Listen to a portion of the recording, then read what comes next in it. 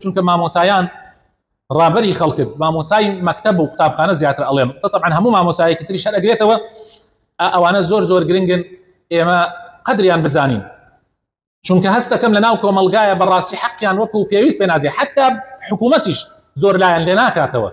لە هەندێک لە وڵاتان خۆشەویستەکانم وەکو یابان مامۆسای قوتابخانە و هەموو مامۆسایەک کە لە خزمەتی خەڵکایە و خەڵک فێرەکە هەر لە قۆناغەکانی سەرەتاییەوە حتا وەکو ئەگاتە قۆناغەکانی زانکۆ موچەی ئەوانە وەکو موچەی سەرۆکوەزیرانی ئەو وڵاتەیە، یعنی موچەی مامۆسا لە ئاستی موچەی سەرۆکوەزیرانایە، چونکە مامۆسا نەبوایە ئەو سەرۆکوەزیرانە نەبوو بە سەرۆکوەزیران.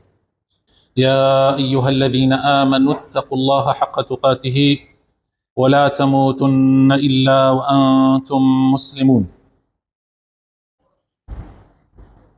أما بعد، باشترين كلامي خواهي پروردگارك لقرآن في رزاء فرمه وباشترين ريباز محمد مختار صلى الله عليه وسلم وخرابترين ريقا وريچكان أو ريقا وريچكانانيك هيچوانيا لقل ريبازي خواو پیغمبرك صلى الله عليه وسلم هر پيچوانا بونيك و أو ريقايا و أو ريباز مباركة لجياني دنيايا بدبختي بو خاونكانيان أهيني و بو أوانشي كشوينيان كوتون وللرجي قيامتي شا رو رشي برديواني خواي پروردگار ابن صلى الله عليه وسلم پیغمبري خوا صلى الله عليه وسلم لآوي حوزي كوسر ببشيانكا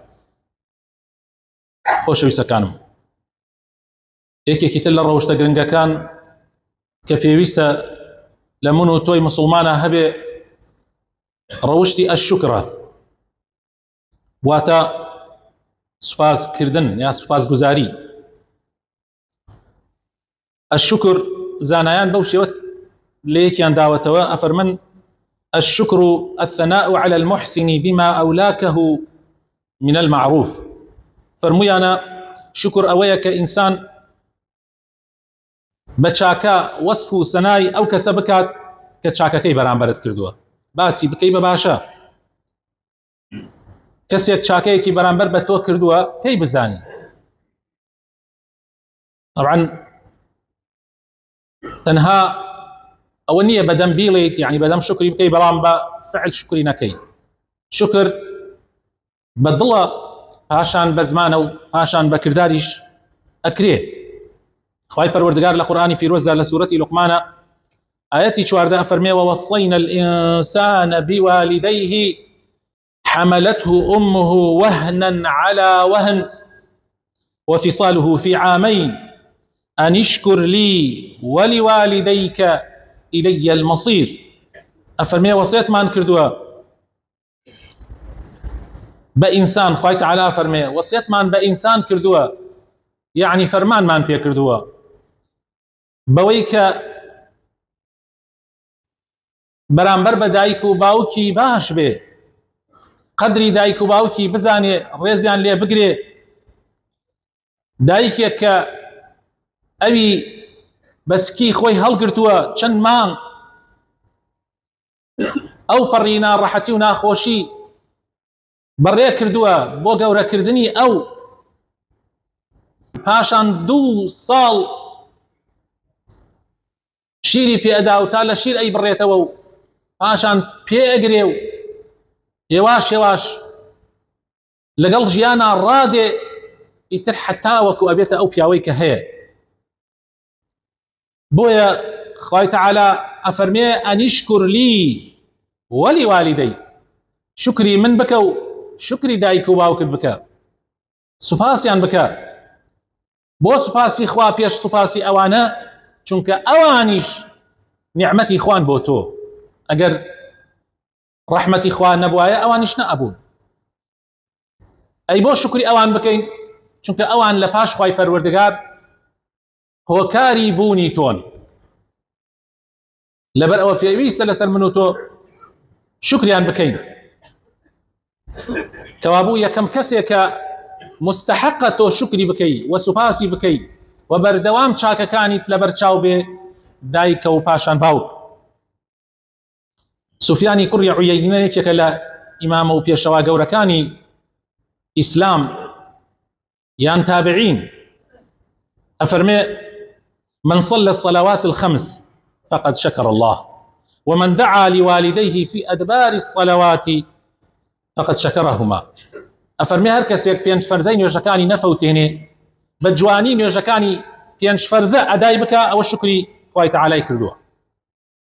بينج فرزين يوجكان نفوتيني هر بينجي بجواني أنجام بدي شكري خوي پروردگار أنجام داوة. وهر كسيكيش لپاش نوێژەکان دوعا بۆ دایک و باوکی بکا بە بەردەوامی ئەوە شکری دایک و باوکی کردووە.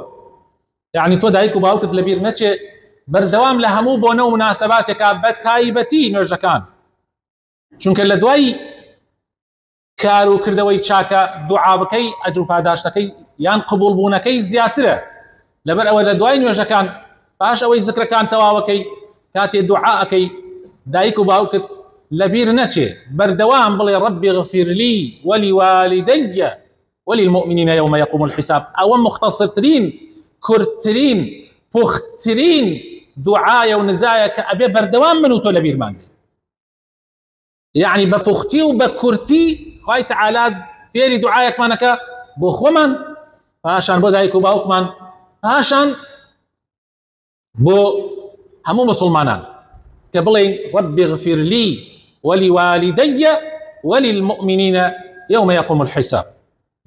اما دعاء پیغمبرانا زور گرنگا ايما لبير مان نچه او دعاء بردوام مكين بو اوي شكري دايكو باوك مان كردبي لسنتي پیغمبرها هاتوا صلى الله عليه وسلم رسول الله افرمي صلى الله عليه وسلم تماشا كان خوشي سكن امام حديثه زور گرنگا زور كس لم حديثا بآقايا من ناڵيم نەیبیستووە ئەڵێم بیستوێتی بەس بآقايا زۆر کەس لەی بآقايا. پێغەمبەر ئەفەرمێ صلى الله عليه وسلم من لا يشكر الناس لا يشكر الله. ئەفەرمێ هەر کەسێ سوپاسی خەڵک نەکا بەرامبەر بەو چاکانەی کە بەرامبەر یەکەن سوپاسی خوای پەروەردگاری نەکردووە. یعنی زۆر ضرورە تۆ سوپاسی چاکەکاران بکەیت. کەسێ بچووکترین چاکەت بۆ ئەکا تۆ پێویستە سوپاسی بکەیت و دوعای خێری بۆ بکەیت بچووکترین چاکە.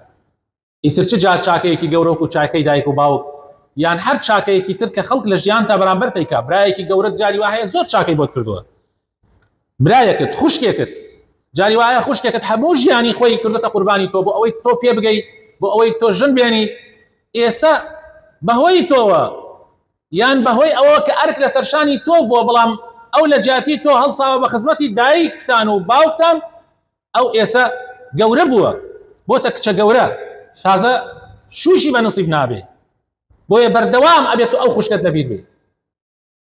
و هەروەها هەر کەسێک برادەرێک چاکەیەکی بەرامبەرت کردووە هەر کەسێک لە ژیانە ئەبێت تۆ لەبیرت نەچێ سوپاسی بکەی و پێی بزانی. زۆر زۆر گرنگە بەڕێزان ئەم حەدیثە فێرمانەکە کە ئێمە چاکەکان چەند کەم بێ پێی بزانین چ جا ئەگەر زۆر بێ خەڵک هەیە بەرامبەر بە تۆ چاکەی زۆر بووە بۆ نمونە مامۆسایەکت ئەبێت تۆ لەبیرت بێ ئەبێ لەبیرت بێ ئەو مامۆسایەت چاکەی بەرامبەر تۆ هەبووە با ئێستا تۆ پلەپایەت بەرز بێ حتا جاری وایە تۆ پلەپایەت ئەکەوێتە سەر پلەپای مامۆساکەت. مامۆساکەت تەنها مامۆسایە مامۆسای سەرەتاییە یعنی معلمە بەڵام تۆ لەوانە بوو بێتی بە وەزیر تۆ بوو بێتی بە ڕەئیس تۆ پلەپایەکی لەو بەرسرت هەبێ دکتۆر بی مەسەلەن ئەبێ دائیما لەبیرت بێ کە ئەوە ڕۆژێ لە ڕۆژان مامۆسات بووە و هۆکارێکە لە هۆکارەکانی بەرزبوونەوەی تۆ.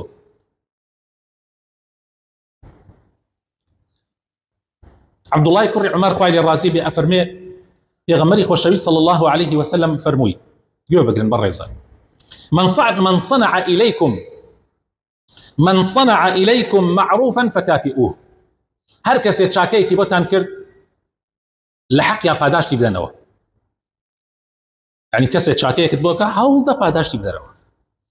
فإن لم تجدوا ما تكافئونه أي أجر نتواني شتيك نبو أو شاكي بوت كردات بلام تو ناتواني نيتا بوت ناكري حقي بدي توا يا حقي بكي توا فادعوا له حتى تروا أنكم قد كافأتموه. دعاي بوكا دعاي بوكا حتى أواني حق حز يعني هست بكي كحقي داو دعاي بوكا حتى أو كاتي كهز بكي حقي داو يعني هيك نبي لنا وخلقها بباشي باسي بكي ئەوەندە بە باشی باسی بکات کە هەست بکەی حەقی داوە. کەوابوو لەم حەدیثانەوە بۆمان دەرەکەوێت کە ئێمە لە ژیانمانە ئەرک زۆر هاوەسەر شانمانەوە بەرامبەر بەو کەسانەی کە چاکەیان بەرامبەر کردووی، ئەرکیان لەسەر شانمانە. ئیسە بۆ نمونە تۆ مستحیلە تۆ بتوانی حەقی هەموو ئەوانە بکەیتەوە چاکەیان بەرامبەر کردووە، بەس تۆ ئەتوانی دوعای خێریان بۆ بکەیت، تۆ ئەتوانی بە باشە باسییان بکەیت لە ناو خەڵکە، هیچ نەبێ بەشێک لەو حەقت ئەدا کردووە. سوودەکانی شکرکردن بەڕێزان، شکرکردنی خەڵکی ئەبێتە مایە ئەوەی کە خوات لێ ڕازی بێ، یعنی شکری خەڵک بکە شکری خوات کردووە. شکر هۆکارێکە لە هۆکاری لەو هۆکارانەی کە مەحەبەت و ئولفەت لە ناو خەڵکا زیاد دەکات، خۆشەویستی زیاد دەکات. ئەگەر تۆ هەر کەسێک چاکەیەکی بەرامبەرت کرد هەوڵدەی حەقی بکەیتەوە، سوپاسیەکەی، دوعای خێری بۆ ئەەکەی، طبعا خۆشەویستی دروستە بێ. بەڵام ئەگەر پێت نەزانی، بەدنمەک بووی، بێوەفا بووی، واللهی خۆشەویستی نامێنێ، خۆشەویستی نامێنێ. معقول نییە کەسێک تۆ چەندێ عەزیەتت پێوە خواردووە بۆ نمونە، چەندێ چاکەت بەرامبەری کردووە، ئەو بەدمەک بێ و بێوەفا بێ تۆ خۆشیت بێ، ئەمە مستحیلە، شتی وا نابێ. حتى ئەگەر ئەو کەسە کوڕی خۆتیش بێ تۆ ئیتر ناتوانی خۆشت بوێ. پەیوەندی نێوانی خەڵکی، یعنی پەیوەندە کۆمەڵایەتیەکان زیاد ئەکا بەهۆی چیەوە؟ بەهۆی شکرکردنەوە لە نێوانی تاکەکانەوە، لە نێوانی هەموو کۆمەلگاشە. ئەگەر هەر کەسێک و کەسێک چاکەیەکی بەرامبەری کرد پێیزانی بە وەفا بوو بەرامبەری، معنای وایە پەیوەندیەکان پتەوتر ئەبێ. شکرکردن هۆکارێکە بۆ ئەوەی چاکە بەردەوام بێ. کاتێ خەڵک ئەبینن چاکەکردن پاداشتی هەیە یان بەرامبەرەکان بە وەفان، ئیتر ئەمەوە ئەکات چاکە لەلایەن ئەو کەسەوە بەردەوام بێ. تۆ هەست بکەی کە چاکەیەکت کرد خەڵک قەدری ئەزانێ، خەڵک بە وەفایە، حەزەکەی ئەو چاکە زیادکەی. بەڵام کاتێک ئەبینی چاکە ئەەکەی بەڵام خەڵک پێی نازانێ، بەڵام خەڵک قەدری نازانێ، بەڵام خەڵک بێوەفایە، جاری وایە چاکەکەت ئەداتە ناو چاوتە لە جیاتی ئەوەی سوپاست کە، یعنی بە پێچەوانەکەیەوە زۆر بێوەفایە بەرامبەری. وەکو هەندێک کەسێ ئەڵێ دایکم بەڵام من گوێم لێ بوو، ئەڵێ دایە تۆ چیت بۆ من کردووە، تۆ چیت بۆ من کردووە، یان باوە تۆ چیت کردووە، چەند قوتیە شیرێکت بۆ کڕیوم، ئێستا من ئەڕۆم دە ئەوە نەدووە کڕنەوە، تۆ چیت کردووە بۆ من. طبعا ئەوە قیممە و لوتکەی بێوەفاییە، هەر زۆر زۆر خەتەرە ئەو قسە. ئەوە ئەکات ئیتر چاکە نەمێنێ لە ناو خەڵکە، خەڵک تااقەتی چاکەکردنی نەمێنێ. کاتی ئەو کەسە ئەزانێ کە چی غەڵەتێکی کردووە، کاتێک کە مناڵ پەروەردە ئەکا و دوای ئەوە مناڵەکەی بەرامبەری بێوەفا بێ، ئەو کاتە ئەزانێت چی غەڵەتێکی کردووە. شکرکردن هیمەتی خەڵک بەرزەکاتەوە. حتا تۆ چەند مخلص بی، چەندە بۆ خوا کار بکەیت، ئەگەر بینیت خەڵک قەدری ئەزانن هیمەتێ زیاترت بۆ دروستە بێ، حەزەکەی زیاتر چاکە بکەیت. بەڵام کاتێک بینیت خەڵک بێوەفان چەندە مخلصیش بی، بەڵام سار دەبیتەوە. بۆیە تەشجیعکردنی خەڵک، گەرمکردنی خەڵک لەسەر چاکەکان زۆر گرنگە. ئەویش بەوە ئەبێ شکریان بکەیت. هیچ نەبێ، هیچ نەبێ کەسێک دوو قسەی چاکی بۆت کرد، هیچ نەبێ بڵێ خوا جزاباتەوە، خوا تەعالی پاداشتی خێرت باتەوە. بەڕاستی قسەکانت لە بەجێیە و ئەمە هیچ دێکەم ناکە ئەگەر توا بڵێ، بەڵام تەشجیعێکی ئەو ئەەکەی، بەڵام وای پێ ئەەکەی کە ئیتر زیاتر تەشجیع ببێ لەسەر ئەوەی کە قسەی چاکتر بکە و خۆی ئامادەکە بۆ قسەکردن و هەستکە قسەکانی بە بەلاش نەچووە. بەڵام ئەگەر تۆ بڵێ ئەمە چییە کورە بابەیتر وەکە هەر تۆ قسە ئەزانی، ئەوە لەو کاتە سار دەبێت و یان خۆتی لێ گێلەکەیت و هیچ حساب بۆ قسەکانی ناکەیت. ئەمە بۆ قسەیەکی بەسیط. ئەی چ جا بۆ چاکەیەک کە مەسەلەن بە پارە یارمەتی دای، مەسەلەن شتێکی بۆ کڕی، هەدیەیەکی بۆ کردی، هاوکاری کردی، قەرزی پێداوی، هەنێ کەسێک قەرزی پێ ئەدەی، قەرز دوایی کە داوای ئەەکەی ئەمەنە بەدنیمەکە، ئەمەندە بێوەفایە، نەک نایداتەوە، کێشت بۆ دروستەکە، مەشاکلت بۆ دروستەکە. من جاری وا هەبووە کەس وا هەبووە داوای قەرزی لێ کردوم من نەمبووە، بە موسڵمانێک وتومە کاکە ئەگەر هەتا طبعا زۆر ئیلحاحی کردووە، وتم ئەگەر هەتا بەخوا من نیمە یارمەتی بدەم، بەڵام تۆ ئەگەر هەتا قەرزێکی پێ بدە، قەرزی پێداوە بۆ ماوەیەکی دیاری کراوە بەڵام نەیداوەتەوە، دوای من وام زانی داوێتەوە، دوای ماوەیەک بۆم دەرکەوتەوە ئەو قەرزەی نەداوەت. کاتێک پێم وتووە بۆ قەرزی فلان کەس نادەیتەوە، تۆ على ئەساس وەک ئەو وایە من قەرزەکە پێداوێت، چونکە ئەو لەبەر خاتری من قەرزەکەی بە تۆدا، ئەو تۆ ناناسی. دێتی ئەمە چی سوالکرێکە واداوای باشە قابل خۆمە پارەکەی ناخۆم. تەماشاکە بەڕێزان، کەسێک کە چاکەی بەرامبەرت کردووە تۆ بەو لەفزە بەو شێوە جوابێ دەیتەوە، ئیتر ئەو کەسە تاقەتی چاکەکردنی مێنێ، تاقەتی قەرزانی مێنێ. بۆیە تۆی ئیماندار، تۆی مسلمان، تۆی مامۆسای ئاینی، تۆی هەر کەسێک لەم کۆمەلگا ئەبێ بە وەفابی بەرامبەر بەو چاکانی بەرامبەر دەکرێت و شکری ئەو کەسە بکەی کە چاکەت بەرامبەرەکە، بۆ ئەوەی ئەو کەسەش تەشجیع ببێ و چاکە بەردەوام بێ و خوای شت لێ ڕازی بێ. یا ربی خوای بۆ خاتر ناوەجوانەکانی خۆت ڕەحمان پێ بکەی، یا ربی خوای هدایەتمان بدەی، دامەزراومان بکەی لەسەر دیندارەتی، لەسەر ئیسلامەتی. یا ربی خوای لەو کەسانە نەبین کە بێوەفا بن، بەدنمەکە بن. یا ربی خوای هەردەم شکری تۆ و شکری دایک و باوکمان و شکری هەموو ئەو کەسانەی کە چاکەیەکیان بەرامبەرمان کردووە بکەین یا رب العالمین. یا ربی خوای کوردستان لە بەڵاو مصیبەت بە دوور بگرە. یا ربی خوای ناڕەحەتی و ناخۆشیەکانمان لەسەر لابە. یا ربی خوای شیفای نەخۆشەکانمان بدە، ڕەحم بە مردوەکانمان بکە. یا ربی بە تایبەتی ئەوانەی لەم مزگەوتە بوون ئێستا گەڕاونەوە بە لای تۆ، یا ربی خوای ڕەحمیان پێ بکەی، یا ربی خوای ڕەحمیان پێ بکەی، بە زەید پیانە بێتەوە یا رب العالمین، فردەوسی ئەعلا بکەی بە جێگایان. یا ربی خوای بۆ خاتر ناوەجوانەکانی خۆت، بۆ خاتر ئیسمی عەظەمی خۆت، کۆمەڵێک لە مسلمانان کێشەیان هەیە داوایان لێ کردوین دوعای خێریان بۆ بکەین، یا ربی خوای کێشەکانیان بۆ چارەسەر بکەی، یا ربی خوای باریان لەسەر سوک بکەی، یا ربی خوای ڕەحمیان پێ بکەی، یا ربی خوای کێشەی موچەش لە کوردستانە چارەسەر ببێ، یا ربی خوای کاربەدەستانی عێراق و کوردستانی شوا پێ بکەی، خەمی ئەم ملەتە بخۆن بێنە دەمی ئەم خەڵکەوە، ئیتر کۆتایی بەم کێشەیە بێ، کۆتایی بەوە بێ هەر ماوەی جارێک ئیتر موچە ببێتە کێشەی سەرەکی ئەم وڵاتە. واللهی عیبە خۆشەویستەکان، واللهی گەورەترین عیبە لە وڵاتێکە بابەتی موچە بوو بێتە سەرەکیترین هەواڵ، خەڵک هەڵ ئەسێ و دانشی ئەڵێ موچە، یعنی بەڕاستی عیبێکی زۆر گەورەیە بۆ کاربەدەستانی ئەو وڵاتە کە نەتوانن چارەسەری بکەن. بۆیە داواکارم ئینشاءالله ئەمەی کە ئێستا بەرەو چارەسەربوون ئەچێ بەردەوام بێ و خوای تەعالا هەر کەسێکیش کە دەستی هەبووە لە چارەسەرکردنی ئەو کێشەیە خوای تەعالا پایدارتری بکە. ئامین ئامین.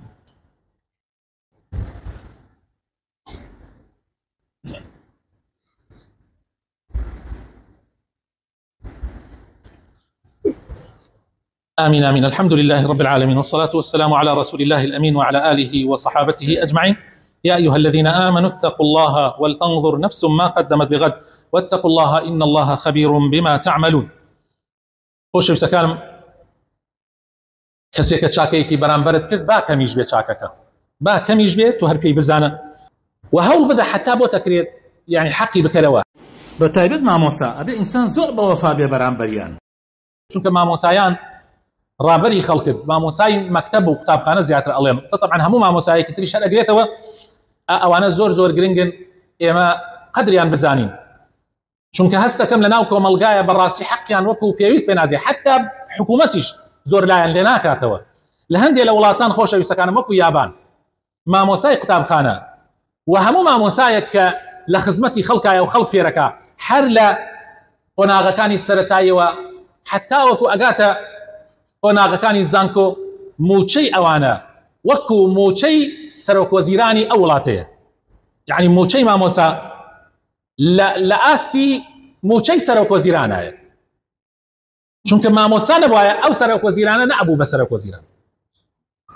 بۆیە حەق مامۆسا نەک خوا نەخواست ئێمە بەکەم تەماشای بکەین، خوا نەخواست وای پێ بکەین ناچار بێ بە داوای قەرز بکە، بەڵکو ئەبێ مامۆسا قەرز بە خەڵک بدە، وەکو چۆن مامۆسا خاوەنی چاکەیە لە پێگەیاندنی ئێمە، ئەبێ مامۆسا جێی ئومێد بێ، یعنی خەڵک وای پێ بێ ئەگەر ناڕەحەتێکی بێ، ئەگەر پێویستێکی بێ بڕۆ بەلای مامۆسا، ئەگەر هات و مامۆسا ئەو پلەپایی پێدرا بەڕاستی مناڵەکانمان بە جوانی پەروەردە بێ. ئەو مناڵەی من کە ها لە بەردەستی مامۆسایەکە، ئەگەر هەسکا مامۆساکە تێر و پڕە، هەسکا مامۆساکە توانای هەیە ئەسڵەن ڕۆژانە هەدیە و دیاریش بێنێ بۆ تەلەبەکان، بۆ تەلەبە زیرەکەکان، ئەو کاتە کوڕەکەی منیش کچەکەی منیش تەشجیع بێ، تەشجیع بێ، ئەزانێ ئەم ڕێگایە ئەو گرتوێتێ بەر کە ڕێگای خوێندنە بەرهەمی هەیە، وەتا ئەم مامۆسایی پێگەیاندووە، وای پێ کردووە ئەم مامۆستایە بە جلوبەرگیا بە گیرفانیا بە هەموو کاروبارەکانی ژیانە کەسێکی تێر و پڕە. ئەمە زۆر زۆر گرنگە بەڕێزان، ئەمە بناغەی کۆمەلگایە، بۆیە من جەختی لەسەرەکەم. زۆر گرنگە مامۆسایان احتمامێکی تایبەتی گرنگیەکی تایبەتیان پێ بدرێت لە ناو کۆمەلگا پاشان لەلایەنی حکوومەتیشەوە مافەکانیان دەستەبەر بکرێت. نێڵن مامۆسا قەت احتیاج ببێ، نێڵن مامۆسا لە کرێ چیا بێ، نێڵن مامۆسا بێ سیارە بێ. ئەمە زۆر گرنگە.